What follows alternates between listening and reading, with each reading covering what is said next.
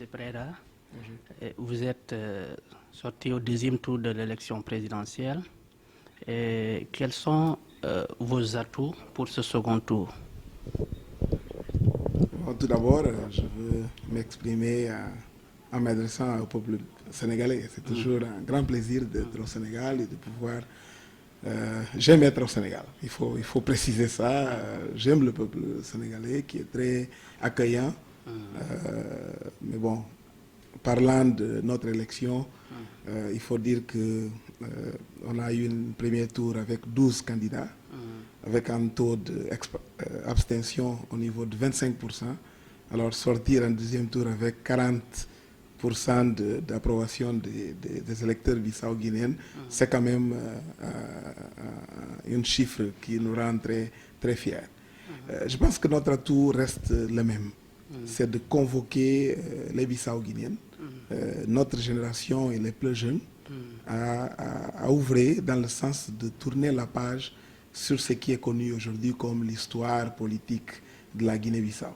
Vous savez, avec une situation d'instabilité qui est presque chronique, le plus grand danger, c'est que les Bissau-Guinéens, nous-mêmes, on commence à se douter de notre capacité de tourner la page et de créer un pays de stabilité normale qui peut envisager le développement.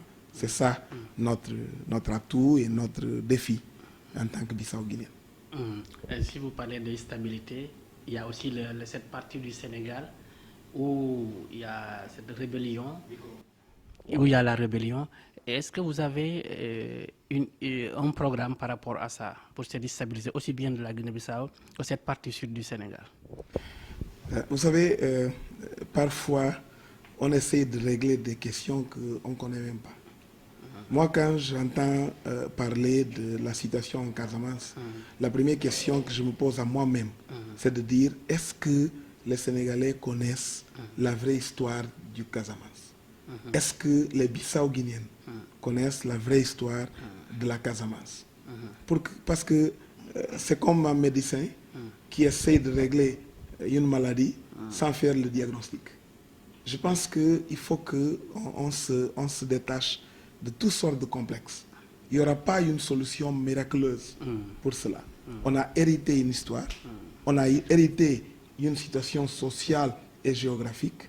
Il faut qu'on s'assoie en tant qu'Africains, en tant que frères, qu'on discute, qu'on apprend quels sont les vrais problèmes, qu'on rassure les uns et les autres, qu'on va profiter de notre appartenance à cette région et qu'on soit capable de mettre en place une structure, un modèle qui profite à tout le monde. Si on est capable de faire ça, on dépasse le problème même sans se rendre compte. Puis au deuxième tour, quelles seront vos priorités une fois élu président de la Guinée-Bissau? En Guinée-Bissau aujourd'hui, je pense qu'il n'y a pas de doute, la priorité c'est de faire la stabilité. C'est vrai que la stabilité, il ne s'agit juste de la proclamer. Il faut qu'on soit capable de mettre en place des réformes qui vont assurer cette stabilité. Mais en même temps que je vous dis ça, regardez, on est un pays très jeune. Plus de 70% des Bissau-Guinéens, ce sont des citoyens avec moins de 35 ans. Alors, si la jeunesse n'est pas capable de regarder vers l'avenir avec un sentiment d'espoir, que les choses vont tourner et que la vie sera bonne et agréable en Guinée-Bissau, on aura des problèmes. Et on aura des problèmes pas juste en Guinée-Bissau. On aura des problèmes en Guinée-Bissau, on aura des problèmes au Sénégal, on aura des problèmes dans toute la sous-région. Donc, je veux faire partie de cette mouvance bissau-guinéenne qui est capable de convoquer les Bissau-Guinéens pour tourner la page, pour être capable d'ouvrir dans le sens de donner aux jeunes l'opportunité qu'il faut pour qu'ils puissent croire qu'il y a un avenir qui est positif. Il y a un Guinée-Bissau qui est positif et on a tout intérêt à la découvrir et à la promouvoir. Parmi ces réponses et ces réformes, est-ce que vous avez prévu une réforme de la Constitution? Parce que le véritable problème, c'est au niveau de la Constitution. Par exemple, la nomination du Premier ministre. C'est ce qui est à l'origine du problème entre vous, par exemple, et le président actuel.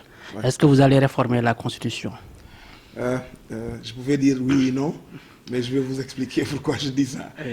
Vous savez, on a l'habitude, chaque fois qu'il y a une instabilité dans un endroit, dans un pays, on cherche des réponses faciles. Hein? On va épargner les hommes et on va dire que c'est la loi qui est mauvaise. Alors que là où les choses marchent, les gens sont capables de dire, malgré l'insuffisance de la loi, on est capable de discuter, on est capable de dialoguer, on est capable de trouver des solutions. Donc je pense que si la loi bissau-guinéenne ne marche pas, c'est parce que les hommes bissau-guinéens ne sont pas capables de créer une ambiance de confiance pour trouver des solutions. Mais je ne veux pas échapper à la question. Je vais vous dire, on a besoin d'une réforme constitutionnelle. Mais je dirais en 2 étapes. En première étape, il faut qu'on rende le texte constitutionnel cohérent.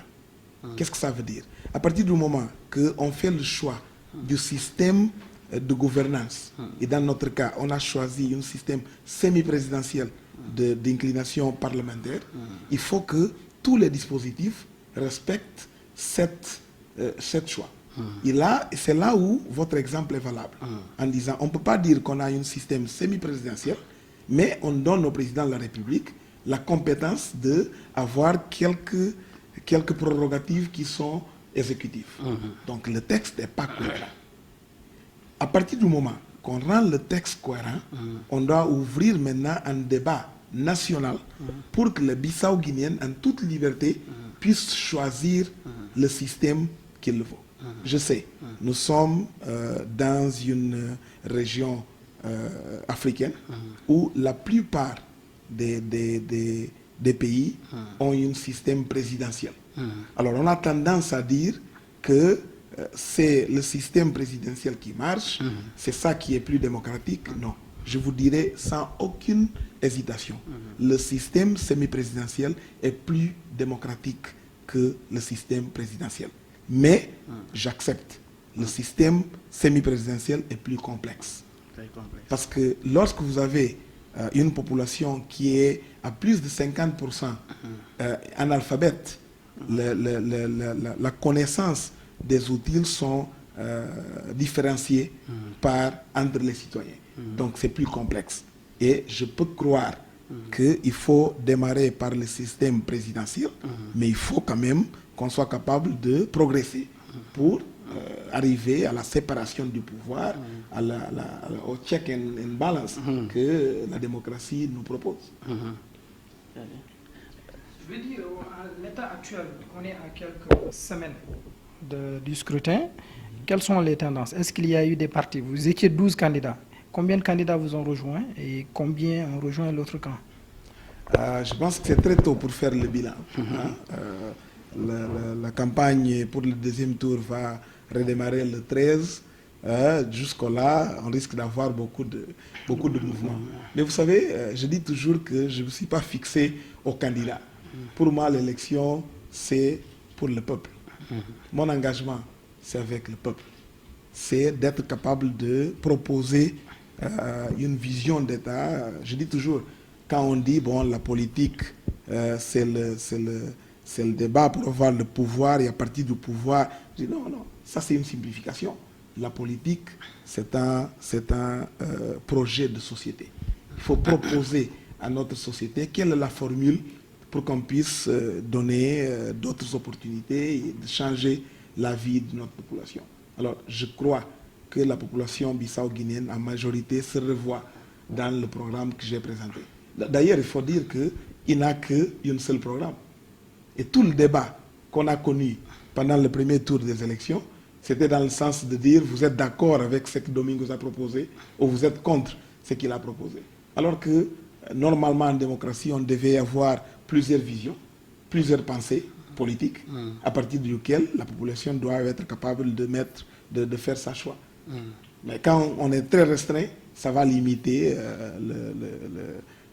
le niveau de débat que la démocratie normalement doit nous proposer. Sur quel levier comptez-vous s'appuyer pour gagner cette présidentielle, le deuxième tour?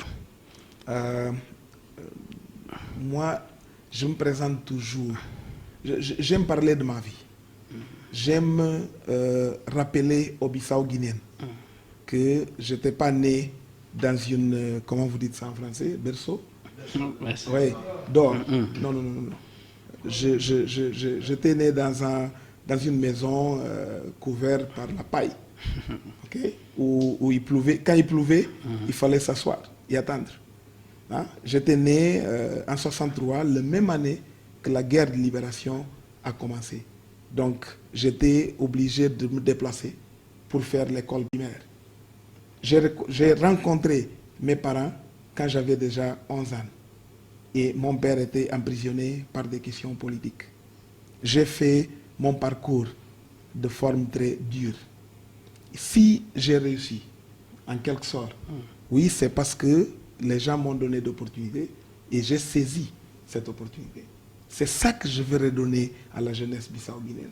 Si, dans les années 80, j'ai pu le faire, nous sommes en 2019.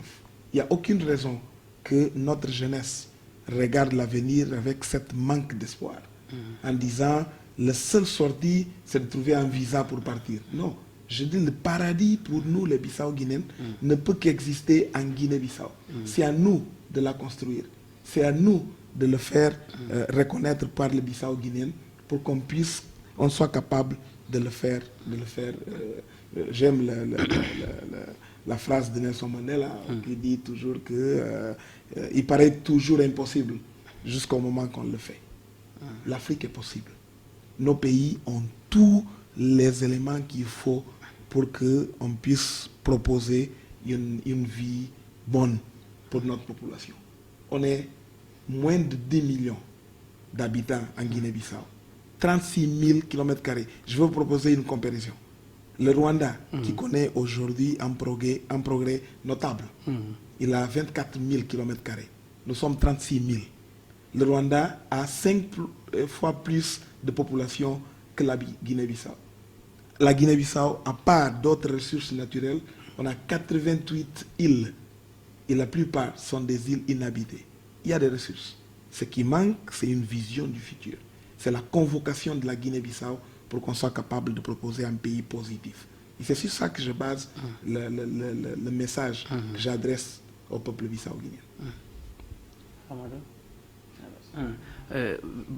Par rapport à cette élection, est-ce que vous pensez que le président va accepter de quitter après les résultats, déjà qu'on vous accusait d'avoir bourré les urnes?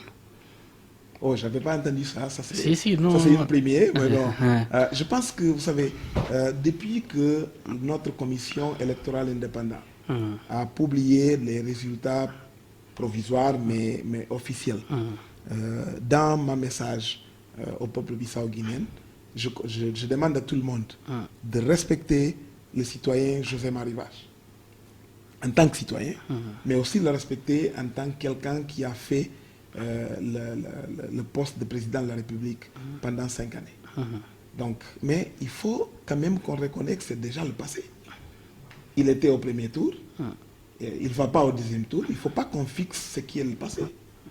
Donc maintenant, je pense qu'il faut promouvoir un débat entre les deux qui vont au premier tour, au deuxième tour. Mais vous serez d'accord avec moi que pour avoir un débat, il faut qu'on connaisse le pensée des uns et des autres, de l'un et de l'autre.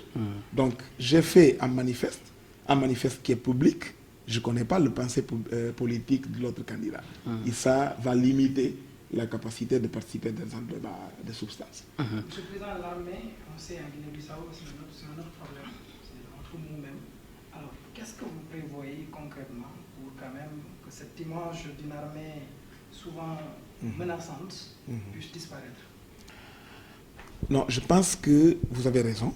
C'est un facteur dans l'ensemble de la question de l'instabilité. Mais parfois, on commet des erreurs. Quand on essaye de regarder l'armée bissau-guinéenne, par exemple comme l'armée sénégalaise ou comme d'autres armées, c'est différent. Notre armée vient d'une guerre de libération. Ce n'était pas une armée créée par les prérogatives républicaines, comme on aime proclamer. Non, c'était une milice qui était rassemblée pour une guerre, qui a fait une guerre. En même temps que vous faites la guerre, vous ne faites pas l'école. Vous avez appris à tuer. Sinon, vous serez tué. Donc on ne peut pas arriver à l'indépendance et regarder les gens et dire, bon, écoutez, quand vous n'avez pas fait l'école, vous partez. Il ne faut pas partir. Donc il faut que celle qui mène la politique en Guinée-Bissau, et c'est sur ça que je me base pour proposer un programme de réforme, qu'on soit capable de rassurer ces éléments, que d'abord on respecte leur participation à la guerre de libération, de dire que la liberté de quoi on profite aujourd'hui et l'indépendance de la Guinée-Bissau est due à leur contribution à arriver à cette place. Mais on est en 2019 quand même. On ne peut pas rester au passé. Il faut qu'on soit capable de tourner la page et de proposer une solution républicaine pour notre pays. Et ça veut dire quoi? Ça veut dire qu'en même temps qu'on doit donner une dignité à la vie des anciens combattants, l'élément clé doit être leurs dépendants. Qui sont ces dépendants? Ce sont leurs femmes et leurs enfants. Parce qu'il faut qu'on coupe cet cycle de dépendance. On ne peut pas avoir une réforme qui est basée sur ce que l'ancien combattant touche. Non, ce n'est pas ça. Moi, en tant qu'État, je veux me préoccuper avec le fait que la plupart des enfants des anciens combattants ne vont pas à l'école, ou bien ils vont dans une école qui est pas conséquente, qui n'est pas stable. Donc c'est ce cycle de dépendance, c'est ce cycle de pauvreté qu'il faut couper. Et cela, on va y arriver avec un dialogue entre les parties prenantes et avec la participation de l'État. Je crois sérieusement qu'on sera capable. Aujourd'hui, on sait que la stabilité aussi de la Guinée, on la doit surtout à une forte présence de l'ECOMOG, des forces de l'ECOMOG, on va l'appeler ECOMIB, oui. Quel est l'avenir de ces forces une fois que vous serez au pouvoir, Monsieur le Président? Non, je regrette que la mission primaire de l'ECOMIB en Guinée-Bissau a été détournée. Si on rappelle au début du procès, la force ECOMIB a été déployée en Guinée-Bissau comme une contribution de la CEDEAO pour stabiliser le pays et mettre en place les réformes. Cela n'a pas été le cas. Et finalement, on a des forces d'ECOMIB qui assurent les institutions et les décideurs politiques bissau-guinéens.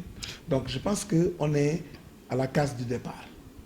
Une fois fini le procès électoral, je crois que les autorités bissau-guinéennes, en commençant par le président, aura tout l'intérêt à s'asseoir avec la CEDEAO en tant que partenaire, avec tous les partenaires internationaux, revoir le tableau de bord sur la réforme du secteur de défense et sécurité et être capable de mettre en place des mécanismes qui rassurent que cette réforme sera accomplie.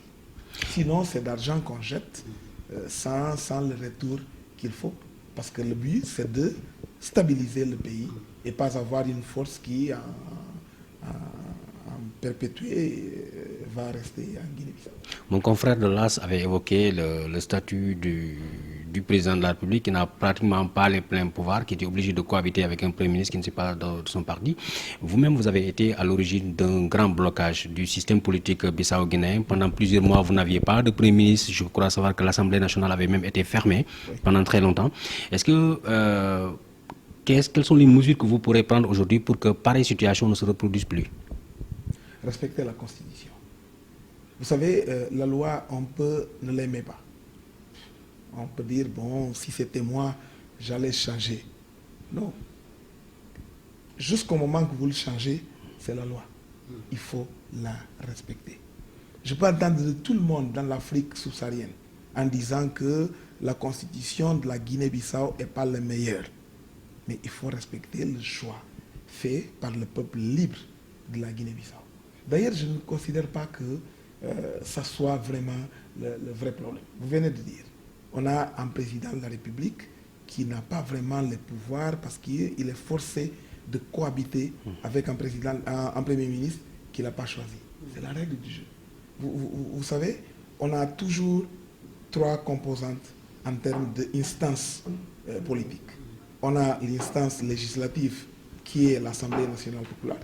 On a l'instance exécutive qui est l'exécutif, le gouvernement. Et on a l'instance judiciaire qui sont les tribunaux. Dans le cas de la Guinée-Bissau, pour le système de gouvernement qu'on a, le président de la République n'est pas parti de ce droit.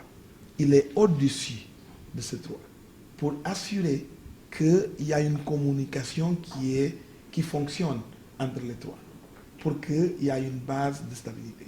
Donc, je ne suis pas d'accord quand on essaye de dire qu'un président de la République en Guinée-Bissau, il n'a pas vraiment de tâches, il n'y a pas de fonction, il n'y a pas de... Non. Je vais vous donner quelques exemples. La première, le président de la République doit être la source de stabilité interne. Pour avoir cette instabilité, qu'est-ce qu'il doit faire?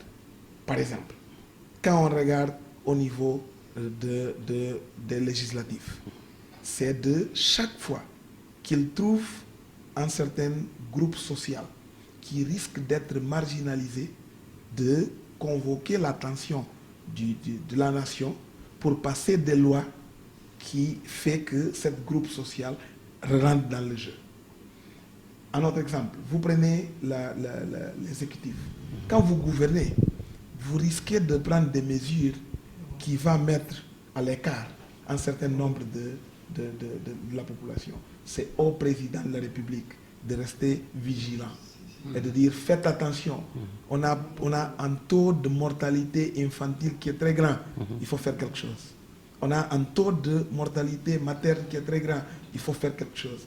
On a un taux d'abandon scolaire par les femmes, par les filles. Il faut faire quelque chose. Notre pays n'est pas nécessairement solidaire parce qu'on a des porteurs de VIH, mais même de limitations physiques. Donc, handicapés. Il faut que le pays soit plus solidaire. Hein? Il y a la famine. On ne peut pas accepter ça. Ça, c'est le rôle du président de la République. Le président de la République, c'est celui qui convoque la nation à être solidaire, à rester vigilant, à être capable de s'assurer que tous les citoyens sentent que dans son pays, il y a l'opportunité de s'affirmer dans le secteur qu'il a choisi. C'est ça le rôle du président de la République. Bon, à part tout ça, c'est le premier représentant du pays, soit interne, soit à l'extérieur. Mais vous savez, en Afrique, on aime simplifier. On aime simplifier.